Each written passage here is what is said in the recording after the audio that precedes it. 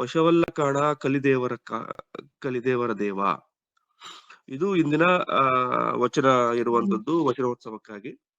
ಆ ಶರಣರು ಯಾರು ಸ್ಟಾರ್ಟ್ ಮಾಡ್ತೀರಿ, ಸ್ಟಾರ್ಟ್ ಮಾಡ್ಬೋದು ಇದು ನಿರ್ವಚನ.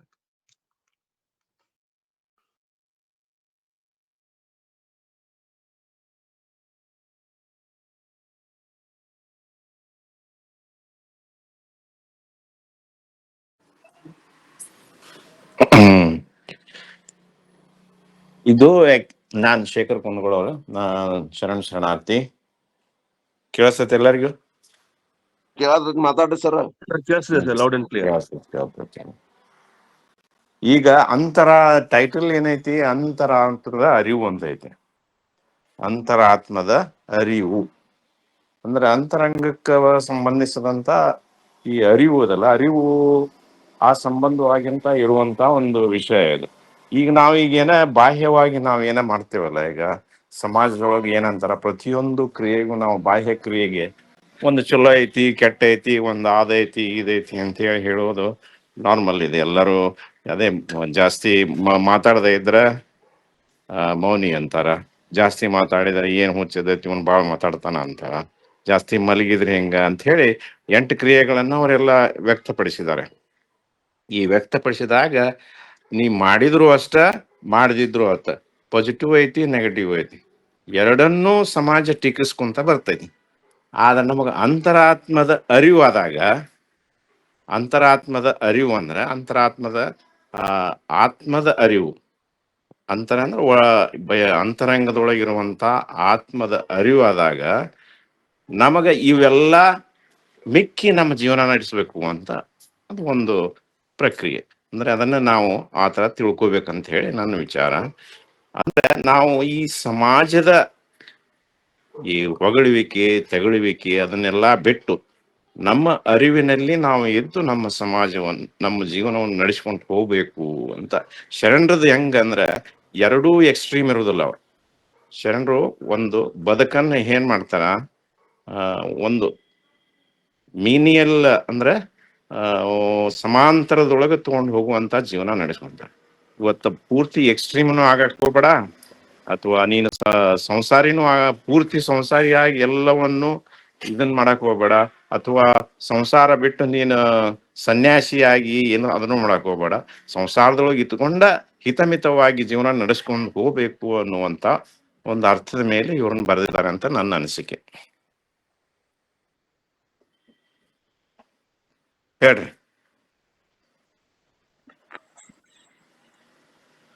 ಡಿಗ್ರಿ ಶರಣರು ಬಂದಿದ್ದಾರೆ.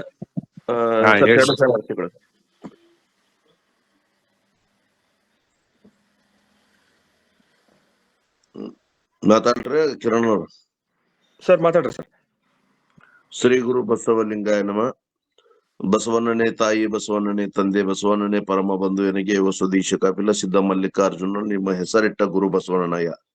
ಪ್ರಾತಸ್ಮರಣೀಯರಾದ ಬಸವಾದಿ ಶಿವಶರಣರನ್ನು ಧಾರವಾಡ ಮುರುಘಾಮಠದ ಪರಮ ಪೂಜ್ಯ ಮೃತ್ಯುಂಜಯಗಳು ಸ್ಮರಿಸುತ್ತಾ, ಇವತ್ತಿನ ಸಂಚಾಲಕರ ಸಂಪಾದಕರ ಒಂದು ಈ ಸಂವಾದದಲ್ಲಿ ಭಾಗವಹಿಸಿದಂತ ಎಲ್ಲ ಪೂಜ್ಯರಿಗೂ ಶರಣಾರ್ಥಿ ಹೇಳ್ತಾ, ಇಲ್ಲಿ ಇವತ್ತು ಬಂದ ವಚನ ಮಡಿವಾಳ ಮಾಚಿದೇವಂದು. ಇಲ್ಲಿ ಉಂಡಡೆ ಭೂತನೆಂಬುವರು, ಉಣದಿದ್ದಡೆ ಚಕೋರ ಎಂಬುವರು, ಊರೊಳಗಿದ್ದಡೆ ಸಂಸಾರಿಯನೆಂಬುವರು, ಅಡವಿ ಒಳಗಿದ್ದಡೆ ಮರಕಟನೆಂಬುವರು, ಮಾತನಾಡಿದಡೆ ಪಾಪಕರ್ಮಿ ಎಂಬುವರು, ಮಾತನಾಡದಿದ್ದಡೆ ಮುಸುಕು ಕರ್ಮಿ ಎಂಬುವರು, ಮಲಗಿದ್ದಡೆ ಚೋರನೆಂಬುವರು, ಮಲಗದಿದ್ದಡೆ ಜಡಹಿ ಎಂಬುವರು, ಇಂತಿ ವಸುದೆಯೊಳಗೆ 8 ವಿಧವ ಕಳೆದಲು ವಶವಲ್ಲ ಕಾಣ ಕಲಿದೇವರ ದೇವ. ಇದೇ ವಚನ ತರನ ಅಕ್ಕ ಮಾದೇವಿ ಕೂಡ ತಮ್ದೊಂದು ವಚನ ಹೇಳ್ತಾಳ. ಬೆಟ್ಟದ ಮೇಲೊಂದು ಮನೆಯ ಮಾಡಿ ಮೃಗಗಳಿಗೆ ಅಂಜಿದೊಡೆಯಂತಯ್ಯ, ಸಮುದ್ರದ ತಡೆಯಲೊಂದು ಮನೆಯ ಮಾಡಿ ನೆರೆತೊರೆಗಳಿಗೆ ಅಂಜಿದೊಡೆಯಂತಯ್ಯ, ಸಂತೆ ಒಳಗೊಂದು ಮನೆಯ ಮಾಡಿ ಶಬ್ದಕ್ಕೆ ನಾಚಿದೊಡೆಂತಯ್ಯ, ಚೆನ್ನ ಮಲ್ಲಿಕಾರ್ಜುನ ದೇವ ಕೇಳಯ್ಯ, ಈ ಲೋಕದೊಳಗ ಹುಟ್ಟಿದ ಬಳಕ ಸ್ತುತಿ ನಿಂದೆಗಳು ಬಂದಡೆ ಮನದಲ್ಲಿ ಕೋಪ ತಾಳದೆ ಇರ್ಬೇಕು ಅಂತಾರು. ಅಂದ್ರ ಈ ಲೋಕದಾಗ ನಾವ್ ಹುಟ್ಟೇವಂದ ಮ್ಯಾಗ ನಮ್ಮನ್ನ ಹೊಗಳವ್ರು ಇರ್ತಾರ, ತೆಗಳವ್ರು ಇರ್ತಾರ. ಹೊಗಳ್ಯಾರಂತ ಒಬ್ಬಬಾರ್ದು, ನಮ್ಮನ್ನ ತೆಗಳತಾರಂತ ನಾವ್ ಬಿಟ್ಟು ಓಡಿ ಹೋಗ್ಬಾರ್ದು. ಯಾವ್ದಕ್ಕೂ ನಾವ್ ಹೆದರದಂಗ ಈ ಬದುಕು ಮಾಡಿದ್ರೆ ಈ ಮನುಷ್ಯನಿಗೆ ಒಂದು ಬೆಲೆ ಇದೆ ಅನ್ನುವಂತ ಮಾತನ್ನ ಅಕ್ಕ ಮಾದೇವಿನು ಹೇಳ್ತಾಳ. ಅದರ ರೂಪದಾಗ ಈಗ ಮಡಿವಾಳ ಮಾಚಿದೇವರು ಕೂಡ ಹೇಳ್ತಾರ. ಮತ್ತ ಆರೋಗ್ಯ ಮತ್ತು ನಮ್ಮ ಆರೋಗ್ಯದ ಬಗ್ಗೆನೂ ಅಕ್ಕ ಮಾದೇವಿ ಒಂದು ವಚನ ಬರೆದ ಅದರಲ್ಲಿ ಅರ್ಧ ಬರ್ದಾರವ್ರ ನಮ್ಮ ಮುಳುಕೂರವ್ರದಾರ ಪೂರಾ ವಚನ ಇದನ್ನ ಹೇಳ್ಬೇಕು. ಆಹಾರವ ಕಿರಿದು ಮಾಡಿರಿ ಅಣ್ಣ, ಆಹಾರವ ಕಿರಿದು ಮಾಡಿರಣ್ಣ, ಆಹಾರದಿಂದ ವ್ಯಾಧಿ ಹಬ್ಬಿದ ಬಲಿದವಯ್ಯ. ಈ ವಚನ ನಮ್ಮ ಮುಳುಕೂರವರು ಬಹಳ ಮಾರ್ಮಿಕವಾಗಿ ಬಿಡಿಸಿ ನಮಗೆಲ್ಲಾ ಅರ್ಥ ಹೇಳಿದ್ದಾರೆ. ಅದನ್ನು ಇವತ್ತು ಅವರು ಇದ್ರ ಬಗ್ಗೆ ಹೇಳ್ಬೇಕು. ಮತ್ತ ಈ ನಾವು ಆಡೋ ಮಾತುಗಳ ಮ್ಯಾಗ ನಮ್ಮ ವ್ಯಕ್ತಿತ್ವವನ್ನು ಗುರುತಿಸ್ತಾರ ಮಂದಿ. ನಾವ್ ಏನೇನೋ ಮಾತಾಡಿದ್ರ ನಮ್ಮನ್ನ ಇನ್ನೊಂದ್ ಎರಡ್ ಒಂದ್ ಮಾತ್ ಕೇಳ್ಬೇಕಪ್ಪ ಅನ್ನುವಂಥದ್ದು ಇರ್ತಾವ. ಇವ್ಗ್ ಯಾಕೆ ಕೊಟ್ರಪ್ಪ ಮಾತಾಡಕ, ಇವ್ ಒಳ್ಳೆ ಚಲೋ ಹೊಂಟಲ್ಲ ಅನ್ನುವಂಥವ್ರು ಇರ್ತಾರ. ಅದಕ್ಕ ಬಸವಣ್ಣವ್ರದ ಒಂದು ವಚನ ಹಾಕಿದಾರ ಇಲ್ಲಿ ತಿಗಡಿ ಸರ್.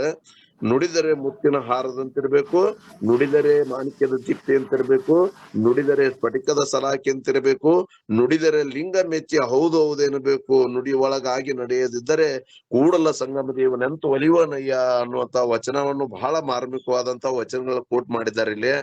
ಆದ್ರ ಬಹಳ ಅದ್ಭುತವಾದಂತ ವಚನ ಇದು. ಮಡಿವಾಳ ಮಾಚಿದೇವನ ವಚನ ಇವತ್ತು ನಮಗ ಬಹಳ ಚರ್ಚೆಗೆ ವಿಚಾರಗಳನ್ನ ಬಹಳ 8 ವಿಧಗಳ ಅಂದ್ರ 8 ತರ. ನಾವ್ ಉಂಡ್ರು ಒಂದಂತಾರ, ಉಣ್ಲಿಕ್ಕೂ ಒಂದಂತಾರ, ಮಲಗಿದ್ರು ಒಂದಂತಾರ, ಎದ್ರು ಒಂದಂತಾರ.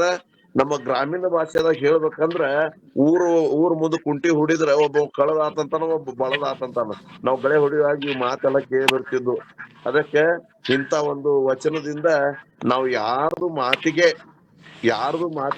ಹೆದರದೆ ಬೆದರದೆ ನಮ್ಮ ಕಾಯಕವನ್ನು, ನಮ್ಮ ಮನಸ್ಸು, ನಮ್ಮ ದೇಹ ಒಳಗಿರುವಂತ ಆತ್ಮ ಒಳ್ಳೇದಾಗಿ ಹೋಗ್ಬೇಕು ಅನ್ನೋದ ಈ ಈ ಒಂದು ಅರ್ಥ ಅಂತ ನನಗ ತಿಳಿದಿದೆ.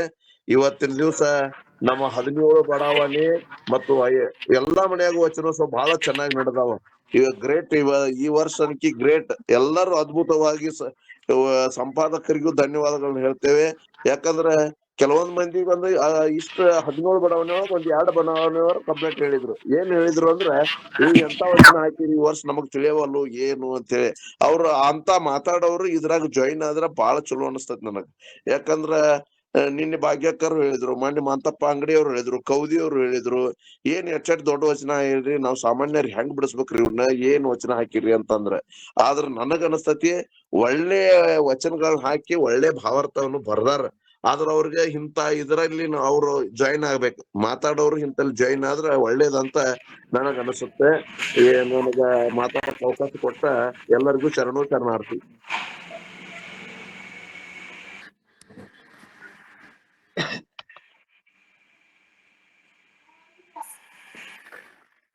ಮತ್ತೆ ಯಾರ ಬಗ್ಗೆ ಪ್ರಾಬ್ಲಮ್ ಕೇಳಿದ್ರಿ?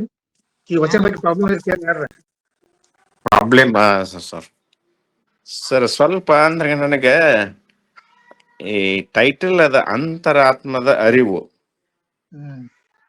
ಅಂತೇಳಿ ಟೈಟಲ್ ಕೊಟ್ಟಿವಿ ನಾವು. ಅದನ್ನ ಮ್ಯಾಲಿನ ಟೈಟಲ್ ಕೊಟ್ಟಿವಿ.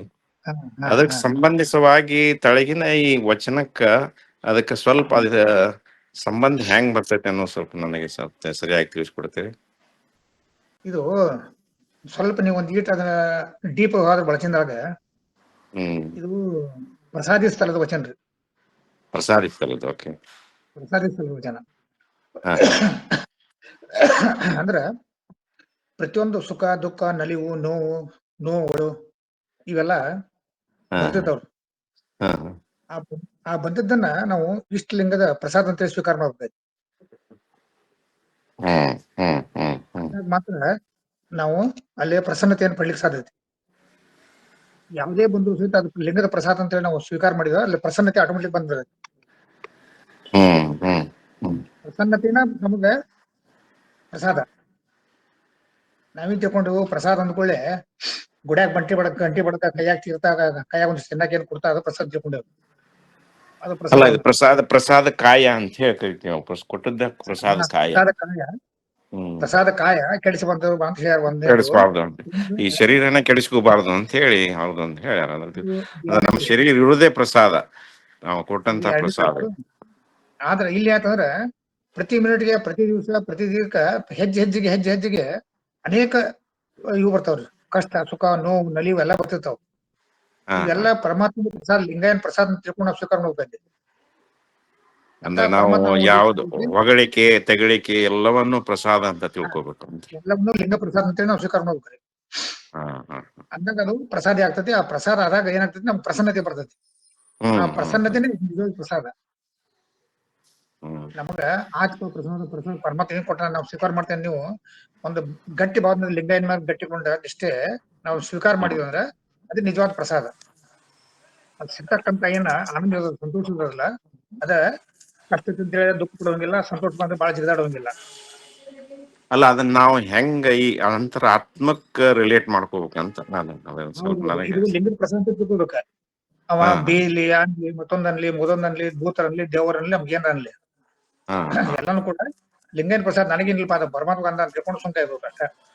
ಅದಕ್ಕೆ ಬಸವ ಹೇಳ್ತಾರೆ, ನೀ ನನಗೆ ಒಲಿದನೆಂದಾದಳೆ, ನೀ ನನಗೆ ಒಲಿದನೆಂದಾಡಳೆ ಅಂದಾದಳೆ ಹುಚ್ಚನೆಂದೆನಿಸು, ಕಲ್ಲಿನಿಂದ ಇಡಿಸು, ಹುಚ್ಚನೆಂದೆನಿಸು, ಕಲ್ಲಿನಿಂದ ಇಡಿಸು, ಬಡಿಗೆಯಿಂದ ಬಡಿಸು ಅಂತ ಹೇಳ್ತಾರೆ. ಇಷ್ಟೆಲ್ಲ ಕಷ್ಟ ಕೊಟ್ಟೆ ನನ್ನ ನಿಜವಾಗಿ ನೀವು ಒಲದಿ ಅಂತ ತಿಳ್ಕೊತೀನಿ ಅಂತ ಹೇಳ್ತಾರೆ. ಹೌದು.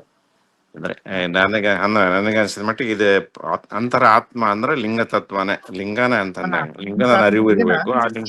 ಅದನ್ನ ಪ್ರಸಾದಿಸ್ತಲಿಕ್ಕೆ ಹೋಲ್ಸಾರ ಅಂತ. ಅರಿವು ಜಾಗೃತ ಆಗೋದು ಏನಾಗ್ಬಿಡ್ತೈತಿ, ನಾ ಬೇರೆ ಲಿಂಗ ಬೇರೆ ಅಂತ ಇದು ಕಡಿಮೆ ಮಾಡ್ಕೊಂಡು ಹೋಗ್ತೈತಿ. ಕಡಿಮೆ ಆಗತ್ತೆ. ಎಲ್ಲ ನಮ್ಮ ಕ್ರಿಯೆಗಳು ಲಿಂಗ ಪ್ರಸಾದ ಆಗ್ತಾವ ಅಂತ ಹೇಳಿ ಗಟ್ಟಿಕೊಂಡು ಹೋದಾಗ ಏನಾಗ್ತೈತಿ, ಅವ್ ಏನಾಗ್ತೈತಿ ಎಲ್ಲ ಅದು ಶರಣಕ್ ಬಂದಾಗ ಶರಣ ಸ್ಥಳಕ್ ಬರಾಕತ್ತಾರ. ಹಂಗಕ್ಕೆ ಏನಾಗ್ಬಿಡ್ತೈತಿ, ಎಲ್ಲಾನು ಕೂಡ ಅವ ಭಾವನೆ ಏನಾಗ್ಬಿಡುತ್ತೆ, ಒಂದಾಗ್ಬಿಡ್ತೈತಿ. ಇಡೀ ಸಮಾಜ ನಂದಂತ ತಿಳ್ಕೊಂಡಿರ್ತಾರ ಅವ್ರು. ಸಮಾಜ ಪ್ರತಿಯೊಂದು ಎಲ್ಲ ಪರಮಾತ್ಮಗೆ ಅರ್ಪಿಸಿರ್ತಾರ ಅವ್ರು. ಇಲ್ಲಿ ಬೇರೆ ಅನ್ನೋನೇ ಇಲ್ಲ. ಈ ನಮ್ಮ ಸಮಾಜದಾಗ ಇದ್ದಂತ ಜನ ಏನ್ ಮಾಡ್ತಾರ ಅಂದ್ರೆ, ಪ್ರತಿ ದಿವಸ ಒಂದ್ ನಮೂನಿ ಎಲ್ಲ ತಮ್ಮ ಸ್ವಾರ್ಥಕ್ಕಾಗಿ ಒಳಗಾಗಿ, ಈ ಸಮಾಜದ ಜಂಜಾಟದ ಒಳಗಾಗಿ ಅವ್ರ ನಡೆ ನುಡಿ ಬೇರೆ ಇರ್ತವೆ. ಶರಣರ ನಡೆ ನುಡಿ ಬೇರೆ ಇರ್ತೈತಿ. ಅವ್ರಿಗೆ ಇವ್ರು ಹುಚ್ಚಗತ್ತೆ ಅನ್ನಿಸ್ತಾರ, ಇವ್ರು ಅವ್ರಿಗೆ ಹುಚ್ಚರ ಅನಿಸ್ತಾರ. ಸಮಾಜ ಇದ್ದಂತ ಜನ ನಾವೇನ್ ಮಾಡ್ತೀವ, ಶರಣರ ಕಂಡ ಏನ್ ಮರ ಹುಚ್ಚಗತ್ತೆ ಅದಲ್ಲ ಇವ ಅಂತಾರ. BSB ಇಸ್ಕೋತಾನ, ಆಂಧ್ರ ಇಸ್ಕೋತಾನ, ಹೊಡೆದ್ರೆ ಹೊಡಿಸ್ಕೋತಾನ, ಮಾಡಿಸ್ಕೋತಾನ, ಹುಚ್ಚದಂಗೆ ನಾವು ಹುಚ್ಚನ ಅಂತ ಹೇಳ್ತಾರ ಅವಂಗ. ಅವ್ರು ಶರಣರಿಗೆ ಏನ್ ಅನ್ಸುತ್ತೆ ಅಂದ್ರೆ, ಈ ಸಮಾಜ ಎಷ್ಟು ಹುಚ್ಚೈತಪ್ಪ ಅಂತ ಇರ್ತೈತೆ ಅವ್ರ ಆತರ ಭಾವನೆ ತಿಳ್ಕೊಂಡಿರ್ತಾರ.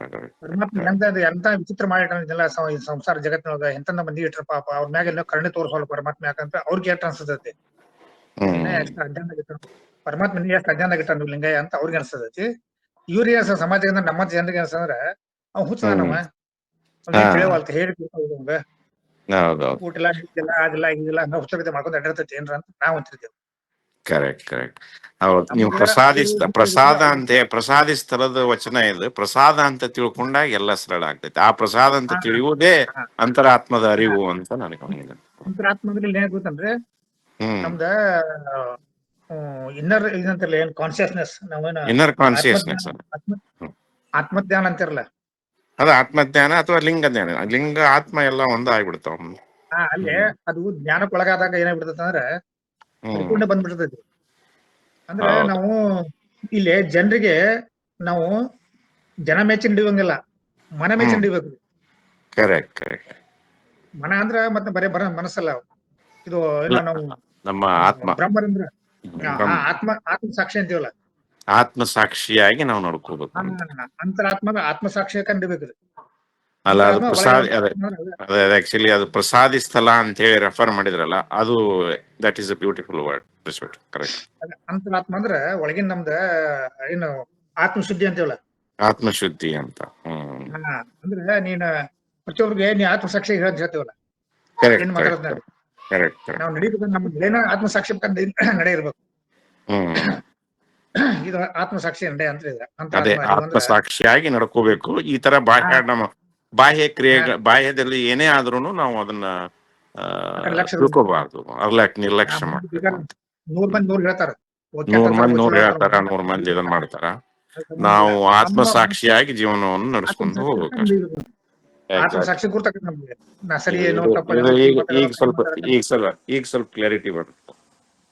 ಮೋಸ ಮಾಡೇನೋ, ಅನ್ಯಾಯ ಮಾಡೇನೋ, ಅಥವಾ ಏನ್ ಮಾಡ್ತೇನೋ ನನಗೆ ಆತ್ಮ ಗುರ್ತೈತಿ. ನಾವು ಉಳ್ಕೊಳಕ್ ಸಮಾಜದಾಗ ಬದುಕಕ್ ಸುಳ್ಳು ಏನ್ ಹೇಳ್ಕೊಂಡ್ ಬದುಕ್ತೈತೆ ನಾವು. ಅದಲ್ಲ, ಅಂತರಾತ್ಮ ಒಳಗಿನ ಅಂತರಾತ್ಮ ನಾವು ಶುದ್ಧ ಇರ್ಬೇಕು. ಅಂತರಾತ್ಮಕ ನಾವು ಸಾಕ್ಷಿ ಬೇಕು ಅಂತ, ಆತ್ಮ ಸಾಕ್ಷಿ ಬೇಕು ಜೀವನದಲ್ಲಿ.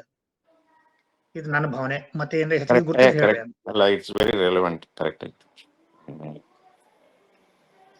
ಕೇಳ್ರಿ, ಬೇರೆದವ್ರ ಪ್ರಶ್ನೆ ಕೇಳ್ರಿ.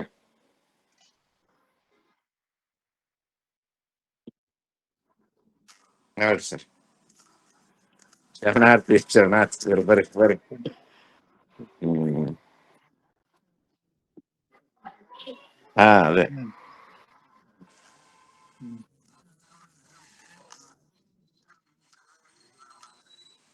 ಹೌದು.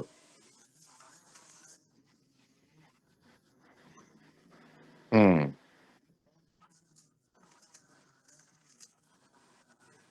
ಹಾ.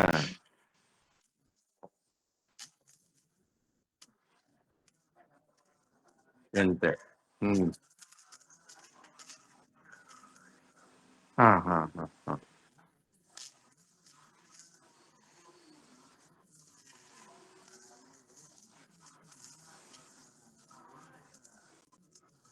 ಹಾ, ಹಾ.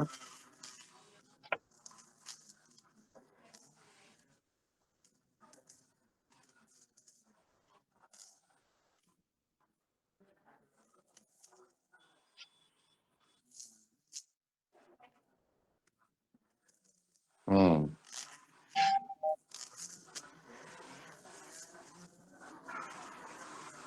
ಹ್ಮ್. ಎಲ್ಲ ಈ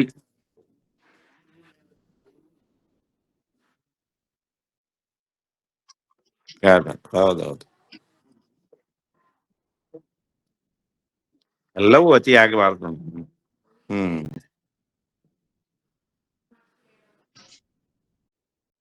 ಕರೆಕ್ಟ್.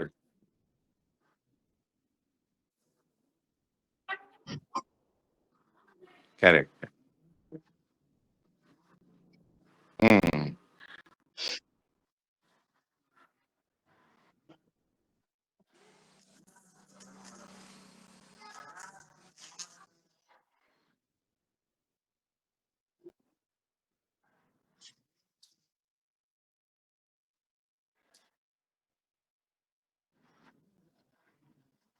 ಹ್ಮ್.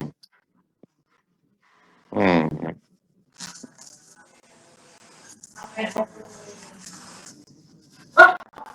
ಹ್ಮ್.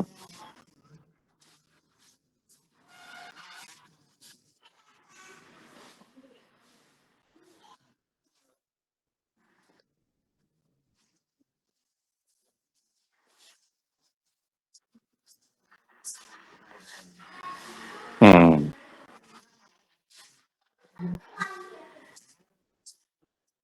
ಹ್ಮ್.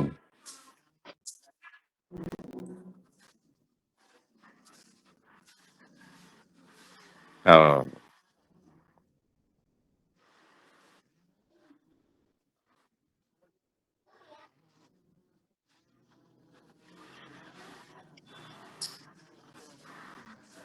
ಹ್ಮ್.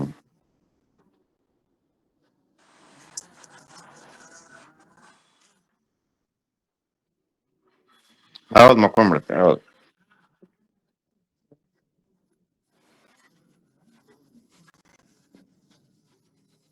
ಹ್ಮ್. ಅಲ್ಲ.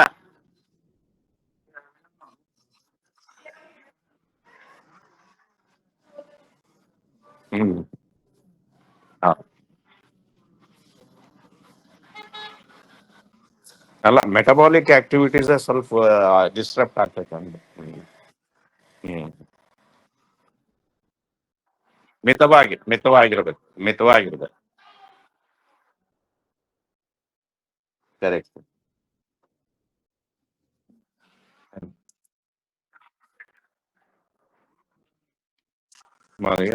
ಅದು ಅವರು ಒಂದು ಹೇಳಿದ್ದಾರೆ.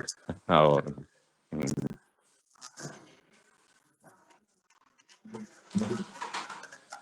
ಹಾ, ಹಾ, ಹಾ.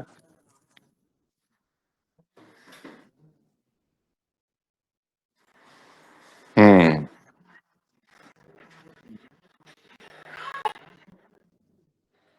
ಹ್ಮ್. ಹ್ಮ್. ಹ್ಮ್.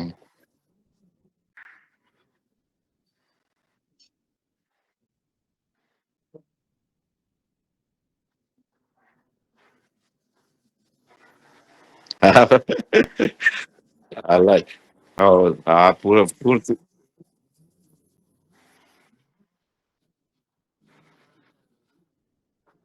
ಅದೇ ಅದೇ.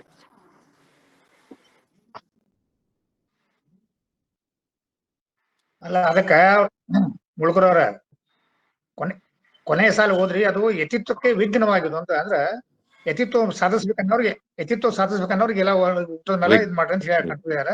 ನಿಮ್ದು ಹಾ ಅದಕ್ಕ ಅದ್ ನೀವ್ ಹೇಳುದ್ ಅದ ಕರೆಕ್ಟ್ ಹೇಳಿದ್ರೆ ಹ್ಮ್ ಅದ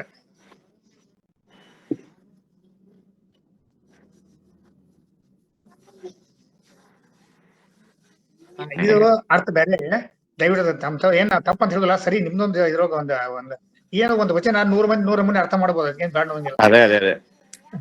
ಆದ್ರ ಇವತ್ತಿನ ಇದಕ್ಕ ಸಂಬಂಧಪಟ್ಟಂತ ಅಂದ್ರ ಅದು ಅಷ್ಟ ಇದು ಅನ್ಸಲ್ಲ ಅಂತ ನನಗ ಅಭಿಪ್ರಾಯ. ಹಂಗ ಇನ್ನೊಂದು ವಚನ ತಾವ್ ನೋಡ್ರಿ, ಅಗದಿ ಇದಕ್ಕ ನೇರವಾಗಿ ಬಂದಂತ ಬರ್ತೈತಿ. ಹೇಳ್ತಾ ಮತ್ ಬೇಡ ಇಲ್ಲ, ಮತ್ ಟೈಮ್ ಆಗಿದ್ರ ಶರಣ ಅರ್ಜುಮಣಿ ಹಂಪಾಯಿನವ್ರ ವಚನ ಬರ್ತದ್ರಿ ಒಂದು. ಹ್ಮ್ ಹುಸಿಯ ನುಡಿಯನು ಭಕ್ತ, ವ್ಯಸನ ಕೆಲಸನೂ ಭಕ್ತ, ಹ್ಮ್ ವಿಷಯಂಗಳಾತಂಗೆ ತೃಣವು ನೋಡ, ಬಯಸುವವನಲ್ಲ ಭಕ್ತ, ಹ್ಮ್ ದಯೆ ಎಂಬುದು ತನ್ನ ಕೈಯಲ್ಲಿ, ಸ್ಮರಣೆ ಎಂಬುದು ತನಗೆ ತೊತ್ತಾಗಿಪ್ಪುದು, ಕೋಪವೆಂಥದ್ದೆಂದರಿಯ. ಇಲ್ಲಿ ಬಹಳ ಇಂಪಾರ್ಟೆಂಟ್ ಇದೆ.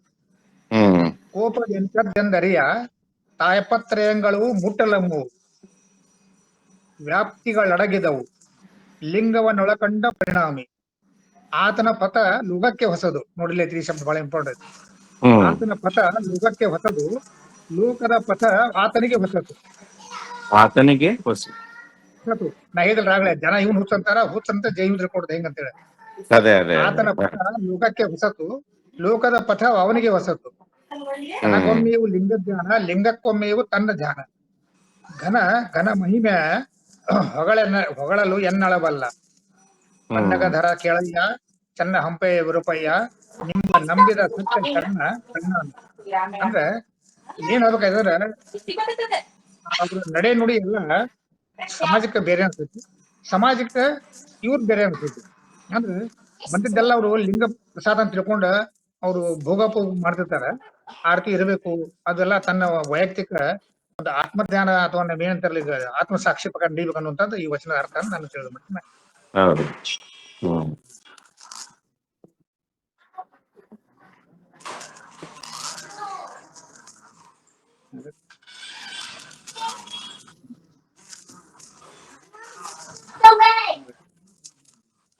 ಅದೇ ಅಡ್ಡಿಲ್ಲ, ಅನೇಕ ವಚನ ಬರ್ತಾವ ನಂಗೆ, ಅನೇಕ ವಚನ ಅನೇಕ ವಚನ ಸಿಗ್ತಾವ ನಂಗೆ.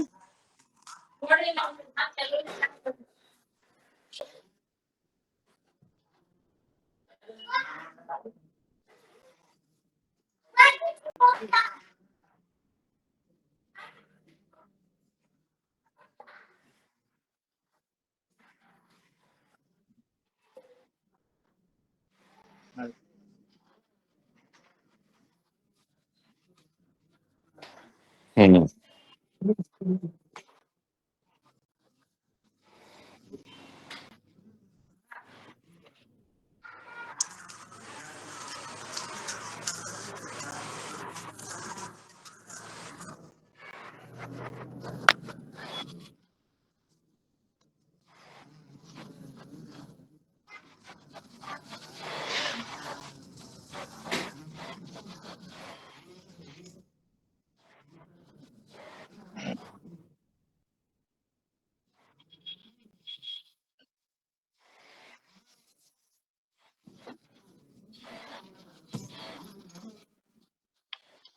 ಹ್ಮ್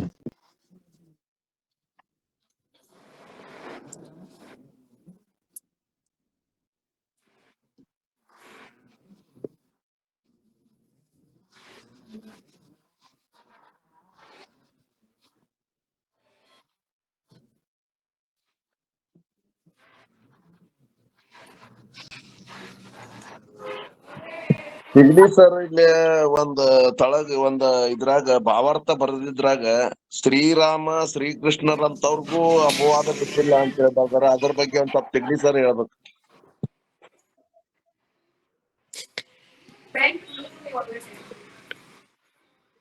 ತಿಗಡಿ ಸರ್ ಅದಾರ್ರಿ? ಹಾ. ಹಾ. ಈ ಶ್ರೀರಾಮಗೂ ಮತ್ತು ಶ್ರೀಕೃಷ್ಣರಂತವ್ರಿಗೂ ಅಪವಾದ ಬಿಟ್ಟಿಲ್ಲ ಅಂತ ಬರ್ದಾರ. ಅದ್ರೊಟ್ಟು ಎಲ್ಲರಿಗೂ ಶರಣಾರ್ಥಿ. ವಚನದ ಪ್ರತಿ ಆಯಾಮವನ್ನ ಮಗ್ಗುಲನ್ನ ಹಿರಿಯರು ವಿಶ್ಲೇಷಣೆ ಮಾಡಿದ್ದಾರೆ.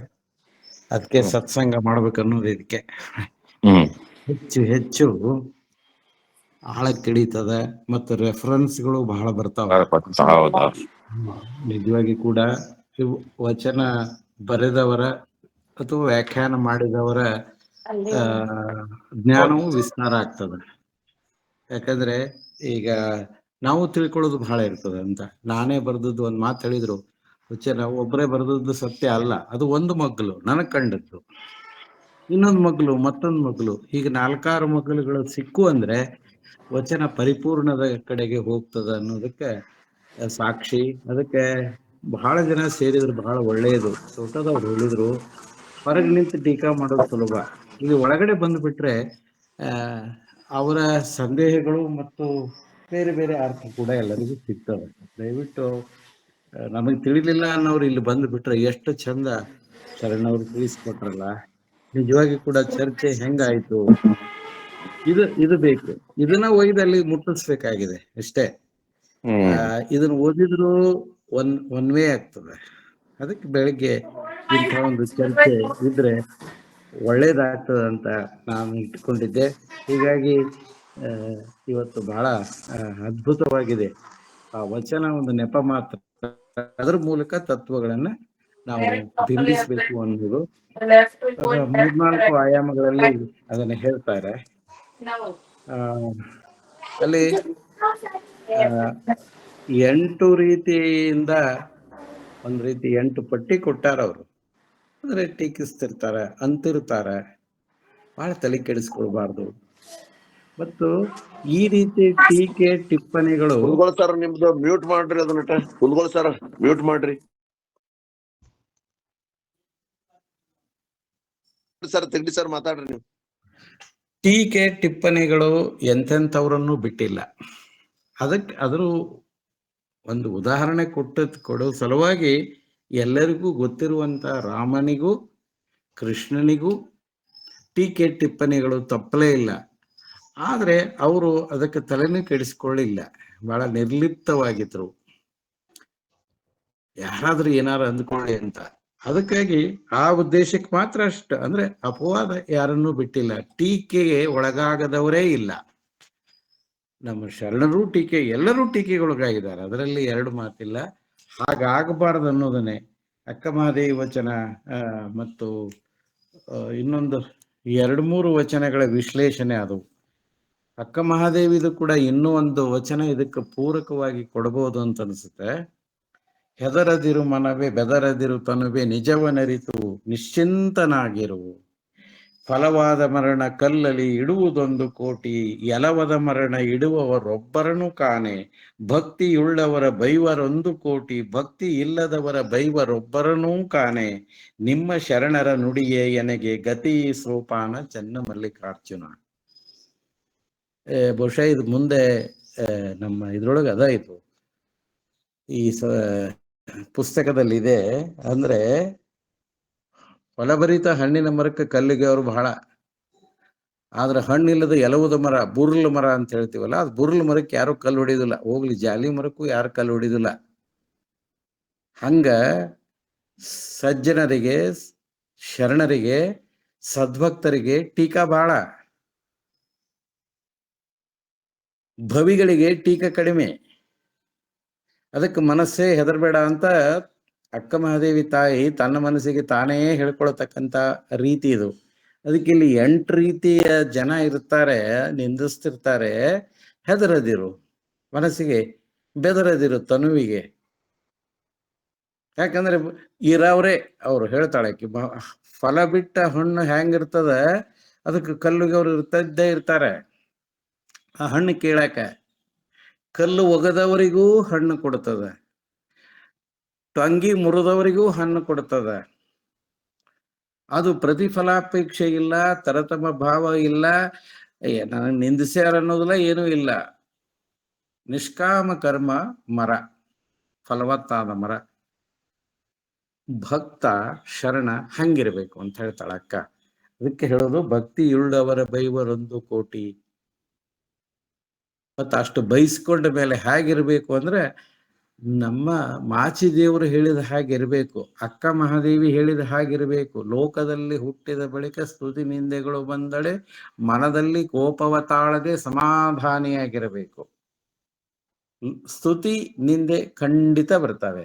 ಅವ ದೇವರಾದ್ರೂ ಕೂಡ ನಾವು ಬಿಡೋದಿಲ್ಲ. ಅವನನ್ನು ಸ್ತುತಿಸುವುದು ನಿಂದಿಸುವುದು ಇದ್ದದ್ದೇ.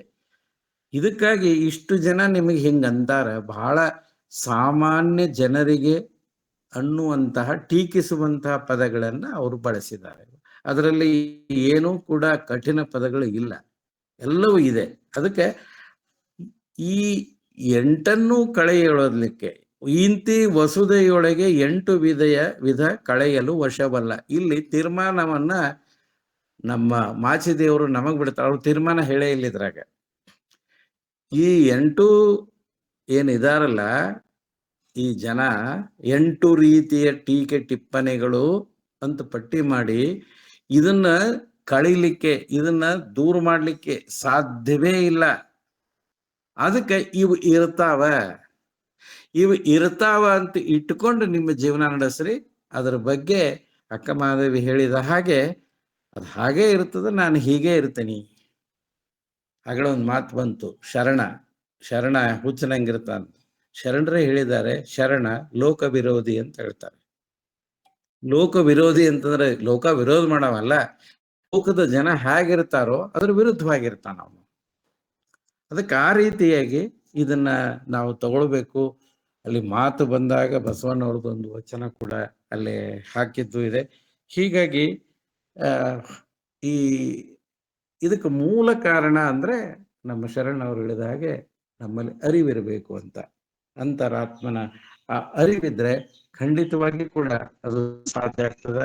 ಮತ್ತು ಕೊನೆ ಸಾಲ ಅವರು ಓದ್ರಿ ಎಂದು ಆಹಾರವ ಕಿರಿದು ಮಾಡಿರಣ್ಣ ಅನ್ನುವ ಮಾತಿನಲ್ಲಿ ಮೊದಲಿಂದ ಬಿಟ್ಟು ಕೊನೆಗೆ ಬನ್ರಿ ಅಂತ ಅವ್ರು ಏನ್ ಹೇಳಿದ್ರು, ಅಲ್ಲಿ ಅದ್ಭುತವಾದಂತಹ 2 ಮಾತುಗಳು ಅಲ್ಲಿದಾವೆ.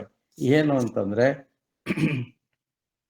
ಅರಿವು ನಷ್ಟ, ಪರವು ದೂರ, ನಿರಕೆ ನಿಲವಿಲ್ಲದ ಕಾರಣ. ನಿರಕೆ ಅಂದ್ರೆ ನಿರ್ದಿಷ್ಟವಾದ ಮನಸ್ಥಿತಿ, ನಿಲುವು, ಗಟ್ಟಿತನ ನಮ್ಮಲ್ಲಿ ಇಲ್ಲದ ಕಾರಣ ಅರಿವು ನಾಶವಾಗ್ತದ. ಪರವು ದೂರ, ಪರವು ಅಂತಂದ್ರೆ ಆ ಅರಿವು ದೂರ ಆಗ್ತದೆ. ಇಲ್ಲಿ ನಷ್ಟ ಆಗ್ತದ, ಆ ಕಡೆ ದೂರ ಆಗ್ತದ. ಅಥವಾ ಆ ಬೆಳಕು ಅಥವಾ ನಾವು ತಿಳಿದುಕೊಂಡ ಹಾಗೆ ಆ ಪರಶಕ್ತಿ, ಆ ಚೇತನ ಅದು ದೂರ ಆಗ್ತದೆ. ಅರಿವು ಹೋಯ್ತು, ಅದು ದೂರ ಆಯ್ತು. ಯಾಕೆ ದೂರ ಆಯ್ತು ಅಂದ್ರೆ ನಮ್ಮಲ್ಲಿ ನಿರ್ದಿಷ್ಟವಾದ ಗಟ್ಟಿತನದ ನಿಲುವಿಲ್ಲ, ನಮ್ಮ ಮನಸ್ಸು ಹೊಯ್ದಾಡ್ತಿರ್ತದ. ಅದಕ್ಕಾಗಿ ಆಕೆ ಹೇಳೋದೇನು ಅಂದ್ರೆ, ತಾಯಿ ಮುಂದೆ ಹೇಳೋದು, ಇದಕ್ಕೆಲ್ಲ ಕಾರಣ ಈ ದೇಹ ಅನ್ಬೇಡ್ರಿ ಅಂತಾಳಕ್ಕೆ. ಈ ದೇಹದಿಂದ ಹಿಂಗಾಗಿಲ್ಲ. ದೇಹ ಒಂದು ಸಾಧನ. ಇದನ್ನ ಆಟ ಆಡಿಸ್ತಕ್ಕಂಥವು ಪಂಚೇಂದ್ರಿಯಗಳು, ಪಂಚಕರ್ಮೇಂದ್ರಿಯಗಳು, ಕರ್ಣೇಂದ್ರಿಯಗಳು, ಇವೆಲ್ಲ ಸೇರಿ ಆಡಿಸ್ತವೆ. ಅದಕ್ಕೆ ಪ್ರಸಾದ ಕಾಯವ ಕೆಡಿಸಲಾಗದು. ಇದೇನೋ ಮಾಡ್ಲಿಕ್ಕೆ ಬಂದದ ಒಂದು ಮಹತ್ವದ ಕೆಲಸ. ಈ ಕಾಯವನ್ನ ಕೆಡಿಸಬಾರದು. ಲೌಕಿಕವಾಗಿ ಆಹಾರದಿಂದನೂ ಕೆಡಿಸಬಾರದು, ನಿದ್ರೆಯಿಂದ ಕೆಡಿಸಬಾರದು, ಮತ್ತು ಪಾರಮಾರ್ಥಿಕವಾಗಿ ಈ ಮನಸ್ಸನ್ನ ಕೆಡಿಸಿಕೊಳ್ಬಾರ್ದು. ಹೊರಗು ಅಂತರಂಗನೂ ಕೆಡಬಾರದು, ಬಹಿರಂಗನೂ ಕೆಡಬಾರದು. ಈ 2 ರೀತಿ ಕೆಡದೆ ಹೋಗಿ ನಮ್ಮ ನಿಲುವು ಗಟ್ಟಿಗೊಂಡ್ರೆ ನಮಗೆ ಅರಿವು ಆಗೋದಿಲ್ಲ, ಅರಿವು ಮೂಡ್ತದ. ಮತ್ತು ಆ ಅರಿವಿನ ಮಹಾ ಬೆಳಕು, ಮಹಾ ಚೈತನ್ಯದಲ್ಲಿ ನಾವೆಲ್ಲ ಒಂದಾಗ್ತೇವಿ ಅನ್ನೋ ಭಾವ ಇಲ್ಲಿದೆ ಅಂತ ನಾನು ಅಂದ್ಕೊಳ್ತೇನೆ. ಇದನ್ನ ನಮ್ಮ ಜನರ ಮನಸ್ಸಿಗೆ ಮುಟ್ಟಿಸ್ಬೇಕು. ಇಲ್ಲಿ ವಚನ ಕಷ್ಟ ಅಂತ ಆಗುದಿಲ್ಲ, ಮತ್ತೆ ಎಲ್ಲ ಸರಳ ವಚನಗಳನ್ನ ಹೇಳ್ಕೊತ ಹೋದ್ರ ಗತಿ ಏನು? ನಮಗೆ ಸರಳವಾದದ್ದು ಸಂಚಾಲಕರಿಗೆ ಕೊಡಿ ಅಂತಂದ್ರೆ ಗತಿ ಏನು ಅಂತ. ಸಂಚಾಲಕರಿಗೆ ಸರಳ ಆಗಿರುವ ಪ್ರಶ್ನೆ ಇರ್ಲಿ, ಅದು ಇರ್ಲಿ, ಆದ್ರೆ ಜನರ ಮನಸ್ಸಿಗೆ ಮುಟ್ಟಿಸುವ ವಚನ ಹೇಗಿರ್ಬೇಕು ಅಂತಂದ್ರೆ ಚರ್ವಿತ ಚರ್ವನ, ಈಗ ಇದ್ದದ್ದೇ ಹೇಳೋದಲ್ಲ, ಹೊಸದ್ ಹೇಳೋದು ಹೊಸ ರೀತಿ, ಹೊಸ ರೂಪದಲ್ಲಿ ಅದನ್ನ ಹೇಳ್ತಕ್ಕಂಥ ರೀತಿಯಲ್ಲಿ ನಡೆದ್ರೆ ಒಂದಿಷ್ಟು ಆಗ್ತದ. ನಮ್ಮ ತೋಟದವ್ರು ಹೇಳಿದ ಹಾಗೆ ಒಂದೊಂದು ಕಡೆಗೆ ಒಂದೊಂದು ಹಾಗೆ ಇರ್ತದ. ಹಾಗೆ ಸಂಪೂರ್ಣವಾಗಿ 17-18 ಬಡಾವಣೆ ಯಶಸ್ವಿ ಆಗ್ತವೆ, ಇದನ್ನೇನು ನಾವು ಇಟ್ಕೊಳ್ಳೋ ಪ್ರಶ್ನೆ ಇಲ್ಲ. ಯಶಸ್ವಿ ಆಗೋದಕ್ಕಿಂತ ಎಷ್ಟು ಜನರ ಮನಕ್ಕೆ ಇವು ಮುಟ್ಟಿತ್ತು ಮತ್ತು ಎಷ್ಟು ಜನ ಒಂದಿಷ್ಟು ಬದಲಾವಣೆ ಆದರು. ಶರಣ್ ಅವ್ರು ಬಹಳ ಸಲ ಹೇಳ್ತಿರ್ತಾರ, ಅಳವಡಿಸ್ಕೊಳ್ಬೇಕ್ರಿ, ನಮ್ಮಲ್ಲಿ ಇಳಿಬೇಕ್ರಿ. ಅವರ ಒಂದು ಏನು ಕಾಳಜಿ ಏನಿದೆಯಲ್ಲ, ಹೇಳೋದಾಗ್ಬಾರ್ದ್ರಿ, ಇಳಿಬೇಕು, ಹೇಳೋದಾಗ್ಬಾರ್ದ್ರಿ, ಅದು ನಡೆದು ತೋರಿಸ್ಬೇಕು ಅಂತಾರೆ. ಹಾಗೆ ಅದನ್ನು ನಾವು ಅಲ್ಲಿ ನಡೆ ನುಡಿ ಸಿದ್ಧಾಂತ ಪ್ರತಿದಿನ ಪ್ರತಿ ಮನೆಯೊಳಗೆ ಇದನ್ನು ಹೇಳಲೇಬೇಕು. ನುಡಿ ಸಿದ್ಧಾಂತ ಹೇಳಬಾರದು, ನಡೆ ಸಿದ್ಧಾಂತ ಹೇಳಬೇಕು. ಇಷ್ಟು ಹೇಳ್ಯಾರ, ನೀವು ಹಿಂಗಿರ್ಲೇಬೇಕು ನೀವು ಅಂತ ಹೇಳ್ಬೇಕು. ಅವಾಗ ನಮ್ಗೆ ತೊಂದರೆ, ತಾಪತ್ರಯ, ನೋವು, ನಲಿವು ಅವೆಲ್ಲ ದೂರ ಆಗ್ತಾವ. ಅದನ್ನ ಲೌಕಿಕವಾಗಿಯೂ ಸುಖಿಯಾಗಿರ್ಲಿಕ್ಕೆ ವಚನ ಸಹಾಯ ಮಾಡ್ತದ, ಪಾರಮಾರ್ಥಿಕವಾಗಿಯೂ ಸುಖಿ ಅಂದ್ರೆ ಅಂತರಂಗಿಕವಾಗಿಯೂ ಸುಖಿಯಾಗ್ಲಿಕ್ಕೆ ಇದರಲ್ಲಿ ಕೆಲವು ಮಾತುಗಳು ಇದಾವೆ. ಅದಕ್ಕೆ ಇದನ್ನ ಒಂದಿಷ್ಟು ಜನರಿಗೆ ಮುಟ್ಟಿಸುವ ಕೆಲಸ ಆಗ್ಲಿ, ಮತ್ತೆ ಹೆಚ್ಚೆಚ್ಚು ಸಂಚಾಲಕರು ಸೇರ್ಲಿ. ತೋಟದವ್ರು ನೀವು ಹೇಳ್ರಿ, ನೀವು ಖಂಡಿತ ಒಂದು ಅರ್ಧ ತಾಸು ಪ್ರತಿ ದಿವಸ ಬರ್ರಿ ಅಂತ ಯಾರು ತಿಳಿಯೋದಿಲ್ಲ ಅಂತಾರಲ್ಲ, ಅವ್ರು ಬಂದ್ರೆ ಇಲ್ಲಿ ಬಹಳಷ್ಟು ಜನ ಅನುಭವಿಗಳಿದ್ದಾರೆ, ತಿಳಿಸ್ಕೊಡ್ತಾರೆ. ಖಂಡಿತವಾಗಿಯೂ ಅದು ಹೊರಹೊಮ್ತಾ ಇದೆ. ಇಂಥದ್ದು ಬೆಳಿಗ್ಗೆ ಆದ್ರೆ ಬಹಳ ಉತ್ತಮ. ಮತ್ತು ಇದನ್ನು ನಾನೇ ಬರ್ದೀನಿ. ನನ್ನ ಮುಂದಿನ ಇದೇ ವಚನ ವಿಶ್ಲೇಷಣೆಗೆ ಇನ್ನೂ 4-6 ಅಂಶಗಳು ಕೂಡ ನನಗೆ ಹೆಚ್ಚು ಸಿಕ್ಕು, ಮತ್ತೆ ಅದರ ವಿಸ್ತಾರ ಹೆಚ್ಚಾಗ್ತಾ ಇದೆ. ಇದನ್ನು ವಿಸ್ತರಿಸಿದ ಎಲ್ಲ ಅನುಭವಿಗಳಿಗೆ ಶರಣಾರ್ಥಿ. ಶರಣಾರ್ಥಿ ಸರ್. 9:15 ಆಯ್ತು, ಮುಗಿಸೋಣವಾ ಅಥವಾ ಮತ್ತೆ? ಯಾಕಂದ್ರೆ ಆಕ್ಚುಲಿ ಇವತ್ತಿನ ಮೀಟ್ ಅಲ್ಲಿ ಒಂದ್ 5-6 ಜನ ತಾಯಂದ್ರಿದ್ದಾರೆ. ಸೊ ಅವ್ರು ಯಾರು ತಮ್ಮ ಅಭಿಪ್ರಾಯನ ವ್ಯಕ್ತಪಡಿಸಿಲ್ಲ. ಸೊ ಯಾರಾದ್ರೂ ವ್ಯಕ್ತಪಡಿಸೋರಿದ್ರಿ ಅಂತಂದ್ರಪ್ಪ ಅಂದ್ರೆ ವ್ಯಕ್ತಪಡಿಸ್ಬೇಕಾಗಿ ವಿನಂತಿ. ಅಭಿಪ್ರಾಯಕ್ಕಿಂತ ಸಂದೇಹ ಅಥವಾ ಏನಾದರೂ ಬೇಕು ಅಂತ ಹೇಳಿದ್ರೆ ಒಳ್ಳೆಯದು. ಚಂದಿತ್ತು ಅನ್ನೋದಕ್ಕಿಂತ ಏನಾದ್ರೂ ಒಂದಿಷ್ಟು ಜನರು ಮುಟ್ಟಿಸುವಲ್ಲಿ ಏನಾದ್ರು ತೊಂದರೆ ಆಗ್ತದ ಇದ್ರ ಬಗ್ಗೆ. ಆಮೇಲೆ ನಾಳೆ ಬರುವವರು ಸ್ವಲ್ಪ ನೋಡ್ಕೊಂಡು ಬರ್ರಿ ಅಂತ. ಸಂಶಯ ತಿಳಿಲಿಲ್ಲ ಅಂದ್ರೆ ಕೇಳಿ ಅದು ಬರ್ಬೇಕು. ಇಲ್ಲ ಅಂದ್ರೆ ಎಲ್ರು ವಿಶ್ಲೇಷಣೆ ಮಾಡ್ತಾ ಹೋದ್ರೆ ಸಮಯ ಹೋಗ್ತದ. ಸಂದೇಹಗಳು ಇದ್ರೆ ಬಹಳ ಒಳ್ಳೆಯದು. ವಿಶ್ಲೇಷಣೆ ಬೇರೆ, ಸಂಶಯ ಕೇಳ್ಕೊಡ್ತೀನಿ.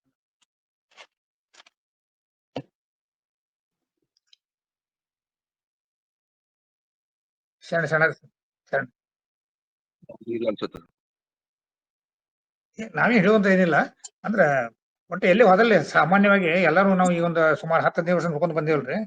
ಅವರು ನಮ್ಮ ಬಸವಂತ ತೋಟದವ್ರು ಹೇಳಿದಂಗ ನಾವು ಅಷ್ಟಾವರಣ, ಪಂಚಾಚಾರ, ಸ್ಥಳ ಬಗ್ಗೆ ಯಾವಾಗ ವಚನ ಬರ್ಕೊಂತ ಬಂದಾಗ ಅವಾಗೂ ನಮ್ಗ ಅನೇಕ ಜನ ಇವ್ರು ಅಂದ್ರ ಏನ್ರಿ ಹೊಳ್ಳಿ ಬರೇ 4-5 ದಿವಸ ಒಂದೊಂದು ವಚನ ಹೇಳುದು, ಬರೀ ಅದ ಇರ್ತೈತಿ ಅಂತೇಳಿ ಎಲ್ಲಾ ಜನ ಏನಾಕೈತಿ ಸಾಮಾನ್ಯವಾಗಿ ಹಂಗ ಅನಸ್ತೈತಿ.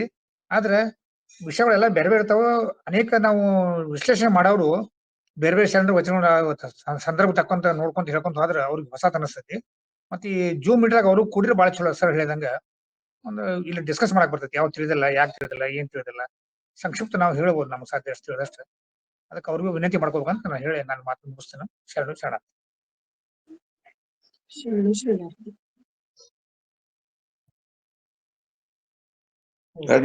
ಮುಳ್ಕೂರ್ ಸರ್ ಅದು ಗ್ರೂಪಿಗೆ ಹಾಕ್ಬಿಡ್ರಿ. ಎಲ್ಲರಿಗೂ ಶರಣಾರ್ಥಿ. 9:15 ಎಲ್ಲರಿಗೂ ಶರಣಾರ್ಥಿ. ಮುಗಿಸ್ಬಿಡ್ರಿ. ಶರಣಾರ್ಥಿ ಸರ್.